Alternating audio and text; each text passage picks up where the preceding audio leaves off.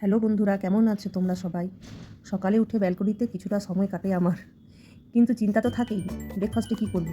এটা একটা কদম গাছ, ভালোই লাগে দেখতে সকাল সকাল। চলো যাওয়া যাক। আজ এটা বানাবো। এটা কি অমলেট মনে হচ্ছে? না, অমলেট না। দেখো কি বানাই।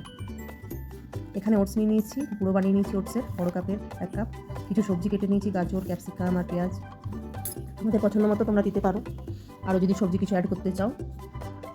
এবার এই বোলটাতে আমি নিয়ে নিয়েছি ওটস গুঁড়ো। এতে একে একে পেঁয়াজ, ক্যাপসিকাম আর গাজর দিয়ে দেবো। এগুলোই এখন ছিল আমার বাড়িতে, এটাই দিয়ে দিলাম। সামান্যখানি এখানে হলুদ অ্যাড করতে হবে, একটু হলুদ দিয়ে দিই, 1/2 চামচের মতো। গোলমরিচ গুঁড়ো দিয়ে দিচ্ছি।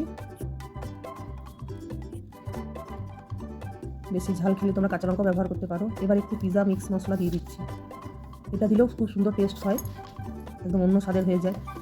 আর বাড়িতে যদি এটা না থাকে তাহলে ম্যাগি মশলাটাও ইউজ করা যায়, ওটাও আরও খুব সুন্দর স্বাদ হয়।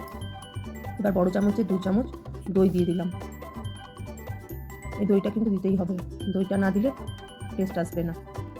আর একটু স্বাদ মতো নুন, ব্যাস আর কি।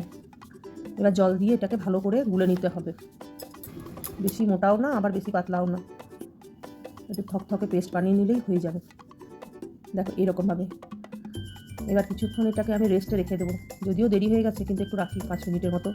এটা আগের দিন রাতে করে রাখতে পারলে আরও ভালো হতো। তো 5 মিনিটের মতন আমি ঢেকে রেখে দিলাম। এবার প্যানে ঘি লাগিয়ে মিশ্রণটা দেবো। ভালো করে গরম হয়ে গেছে, তো ঘি লাগিয়ে নিচ্ছি ব্রাশে।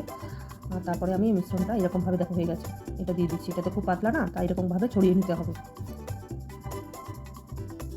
এটা খেতে কিন্তু খুব ভালো হয়। আমার মেয়ের খুব এটা একটা প্রিয় ব্রেকফাস্ট।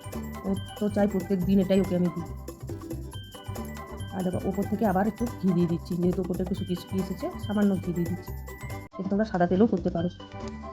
এবার এপিট ওপিট দুপাশে লাল করে একটু ভাজা ভাজা করে নিচ্ছি। এই দেখো হয়ে গেছে। কি অমলেট লাগছে? অমলেট না, এটা একটা চিলা, ওটসের চিলা। এই যে একটা হয়ে গেছে, আরেকটা স্টার্ট করি, কারণ দুটো দিয়ে দিই। আমার মেয়েকে ওয়েট করছে, ও বারবার এসে দেখে যাচ্ছে যে হলো কি না। দুটো দিয়ে এখন ওকে শান্ত করি, তারপরে আস্তে আস্তে সবগুলোই বানিয়ে নেব। তাহলে এটাও আমি স্প্রেড করে দিচ্ছি। তোমাদের কেমন লাগছে একটু জানাবে, আর কোথা থেকে দেখছো সেটাও যদি একটু বলো তো খুব ভালো লাগবে। আমার কমেন্টগুলো পড়তে খুব ভালো লাগে। আবার ব্রাশ করে দিচ্ছি, ওপরটা যেহেতু শুকিয়ে এসেছে, আর একটু ঘি ব্রাশ করে দিলাম। এটা খুব চটপট রান্না হয়ে যায়। যদি তোমার সব কিছু বাড়িতে আছে, তুমি রাত্রেবেলায় ব্যাটারটা বানিয়ে রেখে দাও, সকালে উঠে ফ্রিজ থেকে বের করে এটা চটজলদি বানিয়ে নাও, দেখবে খেতেও খুব টেস্টি, আর এটা উপকারীও। এক পিঠ ভালো করে ভাজা হয়ে গেছে, আরেকটা পিঠ সেঁকে নিচ্ছি। আমি এসে এসে আমাকে তাড়াতাড়ি দিয়ে যাচ্ছে, কি হলো হলো করে। দেখো হয়ে গেছে। এখন তার মতন দুটো করে নিয়েছি, একটু সস দিয়ে ওকে দিয়ে আসি। অনেকক্ষণ ধরে বেচারি দাঁড়িয়ে ওয়েট করছে।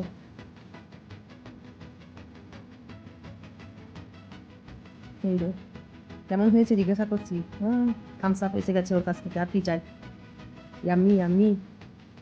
খুব ভালো, খুব পছন্দ করে। Thank you, tata, by.